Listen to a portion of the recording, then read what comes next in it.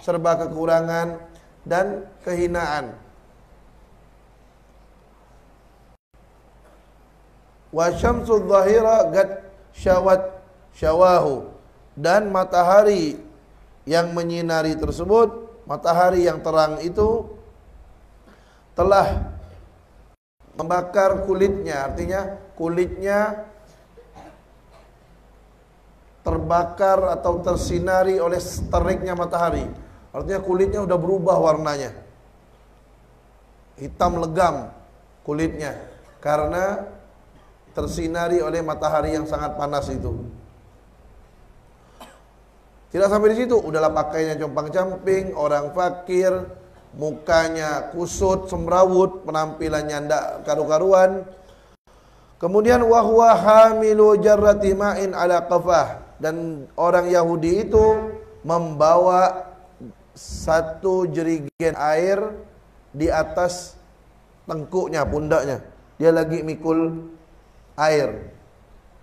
Fastaugafal Hasan radhiyallahu anhu, maka beliau memberhentikan Sayyidina Hasan radhiyallahu anhu. Waqal, dan Yahudi itu berkata, ya benar Rasulullah, wahai cucunya Rasulullah, soal, saya ada pertanyaan, dia bilang. Gala, Sayyidina Hasan berkata, mahwa, apa pertanyaan kamu? Gala, si Yahudi berkata, jadduk, kakek kamu, yaitu Rasulullah, yaqul, bersabda, ad-dunya sijnul mu'min wa jannatul kafir. Dunia itu penjara bagi orang yang beriman dan syurga bagi orang kafir. Penjara artinya tempat yang tidak enak bagi orang yang beriman. Wa jannatul kafir, jannah itu kan syurga, syurga itu tempat yang enak. Artinya dunia itu tempat yang enak bagi orang kafir. Itu kata Nabi Muhammad. Wa anta mu'min, kata dia. Kata orang kafir Yahudi itu, kamu kan orang yang beriman. Dan dia bilang, wa ana kafir, kata dia. Sedangkan saya kafir, kata orang Yahudi itu. Fama arad dunya illa jannah lak tatana'amu biha. Dan tidaklah saya lihat dunia kecuali syurga bagimu dan kamu menikmati kenikmatan itu di dunia. Nanti saya lihat kamu ini, kalau bahasa kita, saya lihat kamu ini sekarang menikmati dunia. Kehidupan kamu ini bagaikan kehidupan syurga. Rambut rapi, pakaian indah, hidupnya mewah, hidupnya enak. Ini syurga bagi kamu. Wa ma araha illa sijnan alayya, dan tidaklah saya melihat dunia ini kecuali penjara bagi saya. Gad ahlakani dhurruha, sungguh telah membinasakan saya, kata Yahudi itu, dhurruha, bahayanya dunia itu. Wa ajhadani faqruha, dan membuat saya susah kefakiran dunia. Jadi artinya kesimpulannya gini, Nabi Muhammad SAW bersabda, dunia ini penjara atau tempat yang tidak enak bagi orang yang beriman, dan surga atau tempat yang enak bagi orang kafir. Tapi kok kenyataannya lain gitu, kata orang kafir itu. Kok kamu yang enak, saya yang susah, dia bilang. Padahal Nabi Muhammad bilang dunia itu tempat yang enak bagi orang tempat yang tidak enak atau penjara bagi orang beriman, surga atau tempat yang enak bagi orang kafir. Kok terbalik? Kok kamu yang enak, saya yang susah? Maksud dia, berarti salah dong sabda Nabi Muhammad. Gitu maksud dia. Falamma sami'al Hasan kalamahu, dan ketika Sayyidina Hasan telah mendengarkan ucapannya, Sayyidina Hasan bin Ali mendengarkan ucapannya, qala lahu, Sayyidina Hasan pun berkata kepadanya, ya hadza, hei kamu ini, dia bilang, lau nazarta ila ma a'addallahu li fil akhirah, kalau kamu melihat apa yang Allah persiapkan untukku di akhirat, la'alimta, sungguh kamu akan tahu, anni fi hadhil halah, sesungguhnya saya dalam keadaan seperti ini, bin nisbah ila tilka, dibandingkan dengan keadaan nanti di surga, fi sijnin, maka saya ini sekarang dalam penjara, kata beliau. Artinya, kamu, kata Sayyidina Hasan, kalau bahasa kita itu, kamu yang kamu lihat sekarang keadaan saya seperti ini, enak ini, dibandingkan nanti yang akan diberikan oleh Allah di akhirat, ini bagaikan penjara dibandingkan nikmat yang sangat luar biasa nanti di akhirat. Kenapa? Kalau di akhirat nanti tidak ada kata-kata capek, tidak ada. Tidak perlu mandi, tidak perlu bersabun, tidak perlu gosok gigi, tidak perlu sampo, tidak perlu buang air, tidak perlu pakai Rexona, tidak perlu pakai ngelap-ngelap keringatnya wangi. Di dunia, sekaya-kayanya orang di dunia, pasti kalau pilek keluar ingus. Sekaya-kayanya orang di dunia, harus mandi, harus sikat gigi, harus sampo, kalau enggak gatal kepalanya. Harus sabun, harus ke WC, harus buang air. Nah, itu penjara bagi kita. Sedangkan di akhirat, di surga, itu tidak ada semuanya. Allah yudkhilunal jannah ma'ar Rasul sallallahu alaihi wasallam. Ya. Jadi kalau dibandingkan sekarang ini, kata Sayyidina Hasan, ini penjara dibandingkan dengan nikmat Allah nanti di surga. Kemudian kata beliau, walau nazarta ila ma 'addallahu lak fil akhirah, dan jika kamu melihat apa yang Allah persiapkan untuk kamu di akhirat dari azab, dari siksaan, minal azabil alim, dari siksaan yang pedih, la ra'aita annakal an, sungguh kamu melihat keadaan kamu sekarang fi jannatin wasi'ah, dalam syurga yang luas. Artinya kamu ini sekarang nih, kalau bahasa kita, kamu ini sekarang ini dalam syurga yang luas. Kamu ini jangan kamu anggap dalam neraka. Kamu dalam syurga. Kenapa? Kalau kamu melihat, kalau kamu tahu apa yang Allah persiapkan bagi orang kafir nanti di akhirat, kamu ini sekarang di syurga, bukan dalam penjara. Syurga kamu ini. Karena nanti di akhirat, dia sekarang kan dianggap dia dalam penjara sekarang nih. Padahal syurga itu kenapa? Masih bisa makan, masih bisa minum, masih bisa tidur, masih bisa kumpul keluarga. Nah, kalau dia tidak masuk Islam, nanti di akhirat makan tidak ada, minum tidak bisa. Minum air dengan air nanah dan darah yang panas. Ketika diminum hancur tenggorokannya, hancur semua yang isi dalam perutnya, semuanya hancur. Kemudian tidak bisa tidur. Di akhirat tidak ada kata-kata tidur. Orang yang masuk neraka disiksa terus, setiap detiknya disiksa. Maka sekarang dia itu, yang tadi orang Yahudi itu, dia itu sekarang dalam surga, masih bisa makan, masih bisa minum, masih bisa kumpul sama keluarganya. Kalau udah masuk Islam, tidak ada minum, tidak ada makan, tidak ada tidur, tidak ada kumpul sama keluarganya, dipisah dan disiksa terus oleh Allah Subhanahu wa taala.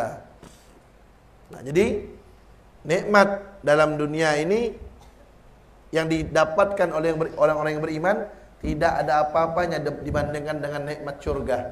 Orang nanti di surga itu suruh minta sama Allah. Suruh minta, penghuni surga itu suruh minta. Ayo minta. Minta apa? Minta pakai lift. Minta apa namanya? Istrinya cantik. Minta bidadari. Minta ini, minta. Tapi yang paling besar itu ridho Allah di surga itu ya, bukan bidadari. Paling besar nikmat di surga itu ridho Allah. Kemudian melihat Allah, kemudian melihat Rasulullah SAW, berjumpa dan berkumpul dengan Rasulullah SAW. Allah yarzuquna dzalik. Di surga diberi oleh Allah. Nah, udah habis dah, sudah habis yang dipintanya. Ayo minta terus, kita minta terus, apa yang kita pengen kita minta.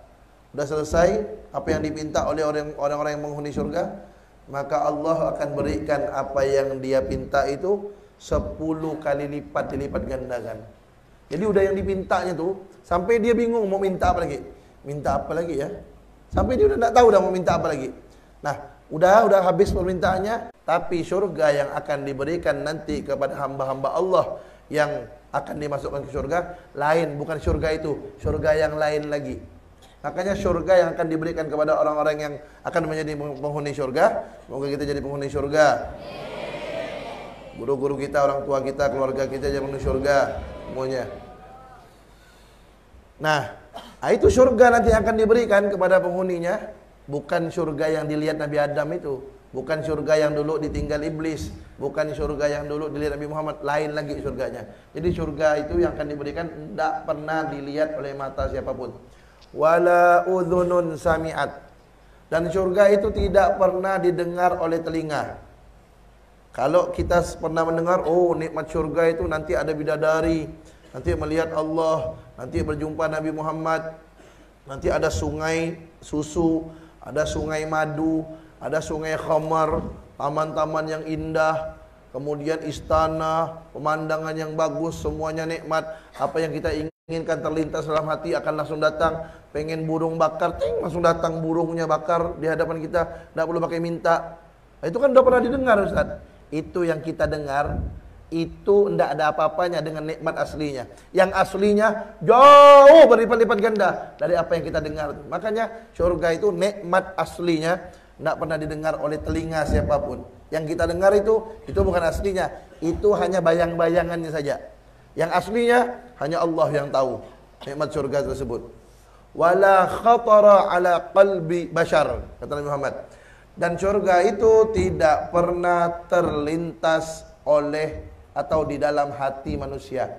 Kalau kita pernah menghayal misalnya, mungkin surga tuh nikmatnya begini kali ya, gini kali ya. Itu yang kita khayalkan. Setinggi apapun nikmat yang kita khayalkan tentang surga, nikmat surga jauh lebih tinggi daripada apa yang kita khayalkan itu. Apa yang kita khayalkan daripada kenikmatan, nikmat surga jauh lebih nikmat apa yang ada terlintas dalam hati kita. Itu nikmat surga. Tidak pernah terlintas oleh hati manusia. Nah, makanya kata ulama, kalau surga itu dibuka kan, dilihatkan sama orang, insya Allah tidak ada orang yang maksiat. Kenapa? Pengen masuk surga, saking nikmatnya. Kalau surga itu dilihatkan. Begitu juga sebaliknya. Kalau neraka itu dibuka kan, dikasih lihat sama orang sekali aja siksa neraka, insya Allah tidak ada yang maksiat lagi. Kenapa? Takut masuk neraka. Pasti taat kepada Allah dia, takut masuk neraka. Nah, tapi surga dan neraka itu ditutup, tidak diperlihatkan oleh Allah SWT untuk menguji keimanan kita. Yakin apa enggak itu sama surga sama neraka? Sayyidina Ali bin Abi Thalib radhiyallahu anhu, beliau pernah berkata, "Lau kushifal ghita' mazdattu yaqinan," kata beliau. "Lau kushifal ghita'u," kalau tabir-tabir itu dibuka, kata beliau, surga diperlihatkan, neraka diperlihatkan, Allah, zatnya Allah diperlihatkan, semua yang tidak nampak itu dinampakkan, dari nikmat surga, dari siksa neraka, itu dibuka semuanya, kata Sayyidina Ali, mazdattu yaqinan, keyakinan saya sudah tidak bertambah lagi, kata beliau. Artinya Sayyidina Ali itu keyakinan sudah full, udah full. Kalau kita kan masih punya kurangnya. Kalau kita ni mungkin kalau dibukakan surga, dilihatkan surga, oh tiap hari kita tidak berhenti-berhenti kali. Luar biasa ketaatan kita, pengen masuk surga tu. Tapi Sayyidina Ali bilang, "Lau kushifal ghita' mazdattu yaqinan." Kalau itu tabir semuanya dibuka, diperlihatkan kepadaku, tidak bertambah lagi keyakinanku. Sudah full keyakinan Sayyidina Ali radhiyallahu anhu wa ardhah. Ya. Apalagi Sayyidina Abu Bakar As-Siddiq radhiyallahu anhu. Beliau sampai dijuluki As-Siddiq karena beliau selalu membenarkan apa yang dibawa oleh Nabi Muhammad sallallahu alaihi wasallam. Nah, kemudian babu dinil Islam. Sekarang bab dinul Islam. Al-awwal qala ba'dhum aktsaru ma yaslubun ni'mah minal insan taqsiruhu fi syukri ala ni'matil Islam. Ini aktsaru ma yaslubun ni'mah minal insan, paling banyaknya hal yang mencabut nikmat dari manusia adalah, jadi apa penyebab yang paling besar nikmat yang ada pada manusia itu dicabut oleh Allah? Jadi ada manusia nih dapat nikmat dari Allah, kemudian nikmat itu diambil oleh Allah. Apa sebabnya itu? Nah, paling besar sebabnya orang dihilangkan nikmatnya oleh Allah Ta'ala adalah sebabnya yang paling besar, tadsiruhu, kurangnya dia, fi syukri, di dalam mensyukuri, ala nikmatil Islam, atas nikmat Islam. Jadi orang yang tidak mensyukuri atas nikmat Islam, itu adalah penyebab yang paling utama, penyebab yang paling besar di dalam hilangnya nikmat yang telah Allah berikan kepada kita. Misalnya kita dapat nikmat ini ya, nikmat itu bukan hanya duit ya, nikmat itu banyak. Nikmat yang paling agung dari Allah itu apa?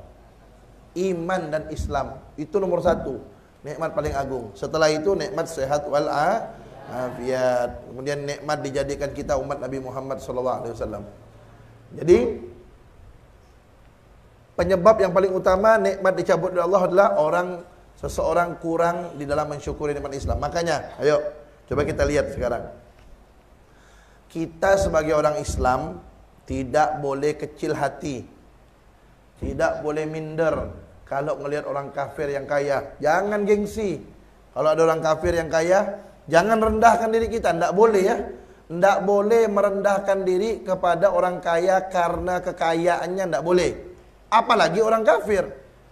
Orang Islam, ada orang Islam kaya. Kita hormat, kita tawadhu, bukan hormat, tawadhu. Kita merendahkan diri, merendahkan hati kita kepada orang kaya karena kekayaannya. Itu orang bisa hilang 2/3 agamanya. Man tawadha'a li ghaniyin zahaba thulutsa dinihi atau kama qala. Barang siapa yang rendahkan dirinya, merendahkan hatinya kepada orang kaya karena kayanya dia, bukan karena kesolehan dia, bukan karena ilmunya dia, tapi karena kekayaannya, maka orang yang tawadhu kepada orang kaya tersebut karena kekayaannya hilang 2/3 agamanya, bukan setengah lagi. 2/3 itu lebih dari setengah, hilang karena dia merendahkan diri kepada orang kaya. Tidak boleh tawadhu sama orang kaya, itu tidak boleh. Kecuali kalau dia orang alim, kaya, tidak apa-apa, kita hormati karena alimnya dia, karena solehnya dia, karena dia orang alim yang soleh, itu tidak apa-apa, bukan karena kayanya. Tapi kalau karena kaya tidak boleh, bisa hilang 2/3 agama. Apalagi orang kafir, apalagi orang kafir, jangan tawadhu. Ya, nah, kalau ada orang kafir kaya raya, punya mobil banyak, rumah mewah, duit berlimpah, harta berlimpah, jangan kita kecil hati, jangan minder. Kenapa? Karena apa yang Allah berikan kepada kita jauh lebih besar dari apa yang dia dapatkan. Dia punya mobil Ferrari, Lamborghini yang mahal-mahal, misalnya Alphard. Dia punya rumah macam istana, dia punya harta berlimpah luar biasa. Tapi ingat, kita diberikan oleh Allah sesuatu yang jauh lebih besar, lebih mahal, lebih agung daripada apa yang dia miliki. Apa? Allah beri kita iman dan Islam, mereka tidak dapat iman dan Islam. Makanya kita harus bangga, senang, bersyukur. Allah beri kita iman dan Islam, walaupun hidup kita sederhana, tapi Allah pilih kita untuk dititipkan iman dan Islam, dan nikmat itu tidak diberikan kepada mereka itu orang kafir. Tapi seraya kita doakan mudah-mudahan masuk Islam, dapat hidayah. Makanya jangan kecil hati dengan orang kafir, yang kaya raya, merendah hati, minder, kecil hati, jangan. Kenapa? Kita diberi nikmat yang jauh lebih besar dari Allah daripada orang-orang kafir tersebut. Nikmat iman dan Islam tiada tandingannya. Kenapa tiada tandingannya? Karena dengan nikmat iman dan Islam, segala perbuatan baik kita mempunyai nilai di sisi Allah SWT. Tanpa iman dan Islam, apapun yang dilakukan tidak ada nilainya di sisi Allah. Orang kafir, dia nyumbang masjid, nyumbang pesantren misalnya, tidak ada nilai di sisi Allah, tidak dapat apa-apa, tidak dapat balasan pahala sedikit pun dari Allah SWT. Kenapa? Walaupun yang dia sumbangnya 10 miliar, nyumbang masjid, nyumbang pesantren, nyumbang panti asuhan misalnya, membantu janda orang miskin misalnya, tidak dapat apa-apa. Kenapa? Tidak ada iman dan Islam. Tapi kalau orang beriman dan Islam, biar dia 1.000 rupiah nyumbang dengan ikhlas, dapat pahala dari Allah SWT. Kenapa? Ada iman dan Islamnya. Itu yang mahal. Itu tidak ada orang kafir miliki kecuali orang yang beriman dan Islam. Ya, kalau ada orang kafir nyumbang masjid, tidak diminta ya, tidak diminta. Dia nyumbang sendiri. Dia datang lihat di masjid mau dibangun, dia datang nyumbang, tidak apa-apa diterima. Tapi yang penting kita tidak tahu kalau duit itu bukan duit haram ya. Tapi kalau kita tahu ini duit haram, tidak boleh diterima. Tapi kalau kita tidak tahu itu duit haram, kita tidak tahu itu bukan duit itu bukan duit hasil yang haram, dari hasil yang haram, dia datang nyumbang masjid, dia datang nyumbang madrasah, tidak apa-apa diterima. Dengan syarat satu, kita tidak minta. Kalau minta haram, tidak boleh. Minta bantuan untuk acara maulid, untuk acara Isra Mi'raj, untuk bangun masjid, untuk bangun pesantren, untuk bangun madrasah, minta sama orang kafir, haram hukumnya, merendahkan Islam itu. Ya, haram. Tapi kalau dia yang datang menyumbangkan, ya, syaratnya boleh nerima bantuan dari mereka kalau dia yang datang sendiri. Bukan diminta, dia datang sendiri. Boleh. Yang kedua syaratnya, kita tidak tahu itu kalau duit bukan dari hasil yang haram. Tapi kalau kita tahu ini duit hasil yang haram. Kenapa? Dia jual narkoba. Atau dia bandar togel. Ya, atau dia jual minuman keras. Di warung dia jual minuman keras. Tidak boleh diterima. Tidak boleh. Tapi kalau kita tidak tahu, dia bukan bandar togel, dia bukan bandar narkoba, dia berdagang di tokonya, bukan barang-barang yang haram. Nah, ketika dia nyumbang, tidak pakai diminta, boleh diterima macam itu. Dengan syarat jangan dibinta ya. Kalau dibinta haram, tidak boleh. Ngadakan maulid, minta bantuan sama orang kafir. Apa ini? Bikin sedih Nabi Muhammad macam itu, bikin nangis Nabi Muhammad, bukan bikin senang. Ya Nabi, apa ya Nabi ini? Nangis Nabi Muhammad. Jangan minta-minta seperti itu, bikin malu.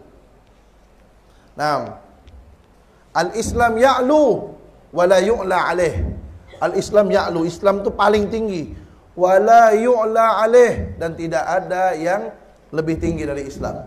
Jadi begini ya aulad, ya. Ingat baik-baik. Di dalam Al-Qur'an Allah Ta'ala berfirman, "Innad dina 'indallahil Islam." Ingat tuh yang pertama. Innad dina 'indallahil Islam. Sesungguhnya agama di sisi Allah hanyalah Islam. Itu satu. Nomor dua, dalam Al-Quran Allah Ta'ala berfirman, A'udzubillahi minasyaitonirrajim, "Wa may yabtaghi ghairal islami dinan falan yuqbala minhu wa huwa fil akhirati minal khasirin," kata Allah. Wa may yabtaghi ghairal islami dinan, siapa yang memilih atau menginginkan selain agama Islam, wa may yabtaghi ghairal islami dinan, siapa yang menginginkan, kata Allah, atau memilih selain agama Islam, milih agama lain, falay yuqbala minhu, falan, lan itu artinya tidak akan, falay yuqbala minhu, maka orang itu tidak akan diterima, kata Allah, wa huwa fil akhirati minal khasirin, dan dia di akhirat termasuk orang-orang yang merugi. Jadi dengan dua ayat ini kita nih harus yakin sebagai orang Islam, harus yakin agama yang benar Islam, yang lain salah. Harus gitu. Nggak boleh begini. Ini hati-hati. Nggak boleh begini. Agama yang paling terbaik adalah Islam. Berarti kalau agama yang terbaik Islam, berarti yang lainnya baik. Baik, terbaik. Nggak boleh. Nggak boleh, itu salah. Kalau ada orang bilang Islam itu agama terbaik, salah, ngomong gitu tuh salah. Kalau mengatakan Islam agama terbaik, berarti yang lainnya baik. Nggak boleh. Harus begini, Islam itu agama yang baik, yang lain tidak baik. Itu harus diyakini. Itu harus diyakini oleh setiap orang Islam. Lah kalau ada orang Kristen, dia meyakini agama Kristen yang baik, yang lain salah. Nah itu terserah dia, tidak boleh kita ganggu. Itu namanya keyakinan. Ada orang agama Yahudi, dia meyakini dan mengatakan, dia meyakini atau mengatakan agama Yahudi yang baik, yang lain tidak baik. Tidak boleh marah kita, tidak boleh. Memang itu keyakinan dia. Ada orang Hindu atau Buddha, dia meyakini agama Hindu atau agama Buddha yang baik, yang lain salah. Itu terserah dia, keyakinan dia. Lah kita orang Islam wajib harus meyakini yang benar cuma Islam, yang lain salah. Itu harus begitu. Tidak boleh ada orang meyakini semua agama sama. Tidak boleh. Haram. Mana dalilnya Ustaz? Tadi itu Ustaz sebutkan. Innad dina indallahil Islam. Itu dalilnya. Sesungguhnya agama di sisi Allah hanya Islam. Itu satu. Kemudian yang kedua tadi, wa may yabtaghi ghairal islami dina falan yuqbala minhu wa huwa fil akhirati minal khasirin. Yang artinya, dan barang siapa, kata Allah, yang menginginkan atau memilih atau menganut agama selain Islam, maka tidak akan diterima dari dia, dan dia di akhirat termasuk orang yang merugi. Nah, jadi jangan mau dibohong-bohongi sama orang-orang liberal, orang-orang sekuler sekarang nih. Ya. Ada istilah namanya pluralitas, ya. Pluralitas itu apa pluralitas? Kalian harus tahu tuh. Di luar tuh ada namanya istilahnya pluralitas. Pluralitas itu artinya saling menghormati antara umat beragama. Itu betul. Mereka pergi ke gereja orang Kristen, kita tidak ganggu. Betul, bagus. La ikraha fid din dalam ayat. Ya, dalam Al-Quran Allah Ta'ala berfirman, la ikraha fid din. Tidak boleh ada pemaksaan dalam agama, tidak boleh. Mereka pergi ke gereja, biarkan. Ada orang Yahudi, orang Hindu, orang Buddha pergi ke tempat ibadah mereka, jangan diganggu, itu urusan mereka. Mereka mengadakan ritual agama mereka, biarkan mereka, jangan diganggu. Lakum dinukum waliyadin. Lakum dinukum waliyadin, bagi kamu, bagi kalian agama kalian, bagi saya agama saya. Itu namanya pluralitas, saling menghormati antara umat beragama. Itu boleh. Yang tidak boleh itu pluralisme. Pluralisme itu tidak boleh. Apa itu pluralisme? Pluralisme itu kita menganggap semua agama itu sama, benar semuanya. Itu tidak boleh, haram. Tak boleh, bertentangan dengan Al-Quran. Kita sebagai orang Islam harus meyakini yang benar cuma Islam, yang lain salah. Nah, mereka meyakini agama mereka paling benar, yang agama mereka benar, yang lain salah, itu terserah mereka. Itu masalah keyakinan, tidak boleh kita ganggu-ganggu. Paham dong? Hati-hati, jangan. Tidak boleh ya mengatakan Islam yang paling terbaik, salah. Islam yang baik, yang lain salah. Harus begitu. Kita harus meyakini hanya Islam yang betul, hanya Islam yang baik, hanya Islam yang benar. Yang lainnya tidak baik, yang lainnya tidak benar, yang lainnya salah. Harus meyakini seperti itu. Nah, adapun antara umat beragama tetap harus baik, tidak boleh. Sama orang kafir tidak boleh jahat. Kecuali kalau kafir harbi ya. Kalau kafir harbi, kafir yang memerangi Islam, itu memang harus kita diajarkan oleh Nabi Muhammad SAW untuk melawan mereka, untuk tidak boleh berbuat baik kepada mereka kalau kafir harbi. Tapi kalau kafir dhimmi, kafir yang baik-baik, tidak boleh kita ganggu mereka. Nah, wallahu a'lam bissawab. Ya Rabbana i'tarafna bi annana i'tarafna wa annana asrafna على لظى أشرفنا فتب علينا توبة تغسل كل حوبة واستر لنا العورات وآمن الروعات واغفر لوالدينا ربي ومولودينا والأهل والإخوان سائر الخلان وكل ذي محبة أو جيرة أو صحبة والمسلمين أجمع آمين ربي اسمع فضلا وجودا منا باكتساب منا بالمصطفى الرسول نحظى بكل سول بالمصطفى الرسول نحظى بكل سول بالمصطفى الرسول نحظى بكل سول صلى وسلم ربي عليه عد الحب وآله وصحبه عدد طشت الصحب والحمد للإله بالبدء والتناهي حمدا كثيرا دائم محبة النساء. بسم الله الرحمن الرحيم. الفاتحة إلى حضرة النبي سيدنا محمد صلى الله عليه وسلم ثم إلى أرواح آبائه وإخوانه من الأنبياء والمرسلين من الصحابة والتابعين ومن تبعهم بإحسان إلى يوم الدين. ثم إلى سيدنا الإمام المهاجر إلى الله أحمد بن عيسى سيد الفقيه المقدم محمد بن علي بعلوي سليمان فريم جميع سادتنا البعلوي. ثم إلى روح الإمام قطب الرباني سلطان الأولياء شيخ عبد القادر الجيلاني. ثم إلى روح أبويا الحبيب حسن أحمد بهار بن سعيد محمد بن عالوي الملك جميع مشايخنا. ثم إلى روح أمي شريف حفصة بنت عمر قدي وحميد الحبيب عمر بن أبي بكر المطهر. ثم إلى روح ثم إلى جميع أولياء الله وعباد الله الصالحين والعلماء العاملين خصوصا الذين كتبت أسماؤهم وأقوالهم في هذا الكتاب المبارك. ثم إلى روح الحبيب حسين الأحمد قدي والحبيب عبد الرحمن بن حسين قدي والحبيب عبد الرحمن عبد الحبيب صالح بن علوي الحداد بن حبيب مصطفى بن صالح حداد زوجتيهما. ثم إلى أرواح ذكروا أمواتكم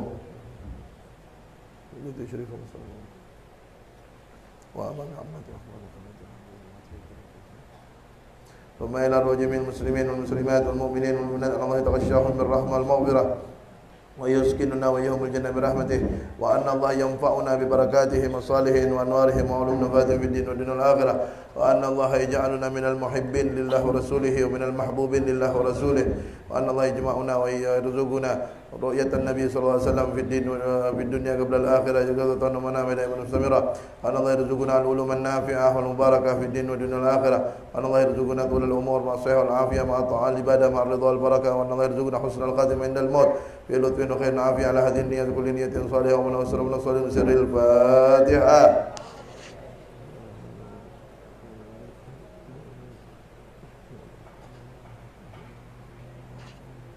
Alladhi batal wudu'uhu la bas yakhrud alladhi ma yabtul fil masjid. Bismillahirrahmanirrahim.